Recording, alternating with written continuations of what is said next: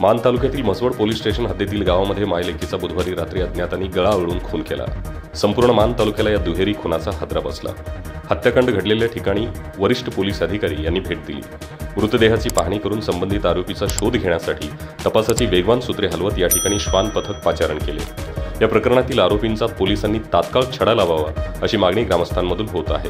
पर्यंती तालुका मान येथील संपदार लक्ष्मण नरळे वय वर्ष 75 आणि नंदाबाई भिकू आटपाडकर वय वर्ष 58 अशी मायलेकींची नावं आहेत। याबाबत घटनास्थळावरून मिळालेली माहिती अशी, पर्यंती तालुका मान येथील संपदा लक्ष्मण नरळे वय वर्ष 75 आणि नंदाबाई आटपाडकर वय वर्ष 58 या दोघी एकत्र राहत असून त्यांच्या गावातच छोटे किराणा मालाचे दुकान आहे।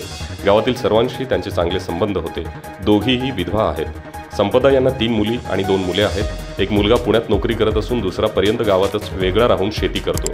नंदाबाई यांना मूलबाळ नसून 2 सावत्र मुले आहेत। ते घरापासून काही अंतरावर राहतात। दिनांक 21 रोजी सकाळी 7 वाजता नंदाबाई यांची नात भारती बाजीराव नरळे वय वर्ष 18 किराणा दुकानात सामान घेण्यासाठी आली असता तिला दुकानाचा दरवाजा उघडा दिसला।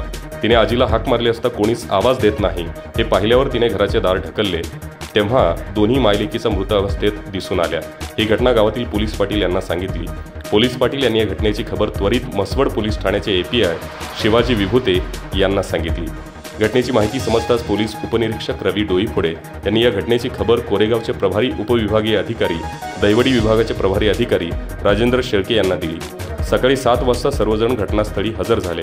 घटनेचे गांभीर्य ओळखून स्थानिक गुन्हे शाखा, श्वान पथक, फिंगरप्रिंट एक्सपर्ट यांना पाचारण करण्यात आले।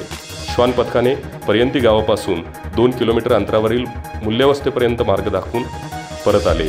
खुनाचे कारण अस्पष्ट असून अधिक तपास म्हसवड पोलीस स्टेशनचे संबंधित अधिकारी करीत आहेत। सांगली डिजिटलसाठी शहाजी लोखंडे, सातारा, म्हसवड। सांगली डिजिटल, डिजिटल जमाना, डिजिटल बातम्या।